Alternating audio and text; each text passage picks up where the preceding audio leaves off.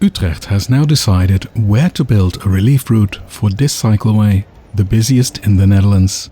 The current main east-west route is so popular because it leads directly to the station from the east of the city, where, for instance, the university and many office buildings are located. Between the 1920s and the 1980s, large numbers of buildings were demolished along this route to widen Utrecht's medieval streets, ironically to make them more suitable for cars. But from the 1990s onwards, car traffic was gradually diverted to other routes, and bicycles began to dominate.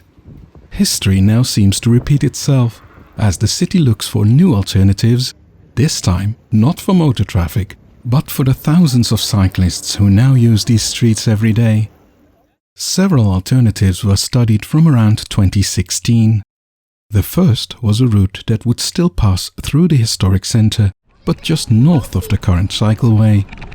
Incidentally, this also follows the alignment of a road once planned in 1965 for cars, a plan that, fortunately, never fully materialized.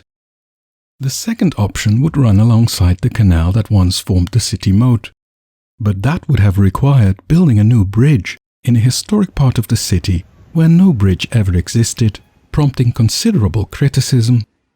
The third alternative lies just north of the city centre and has been named Om de Noord, meaning roughly around the north side of the historic centre. A variant of this route would run even further north.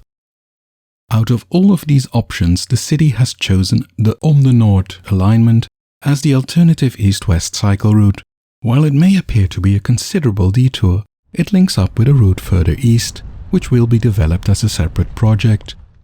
And it also connects to many north-south routes, and the city believes that many people will therefore use parts of the new route. Currently, the streets along the route serve different purposes, from neighborhood access roads to residential streets. Some sections have separate cycleways, others resemble cycle streets, and some are quiet residential roads. While all of them are suitable for cycling, they do not yet form a continuous or coherent route.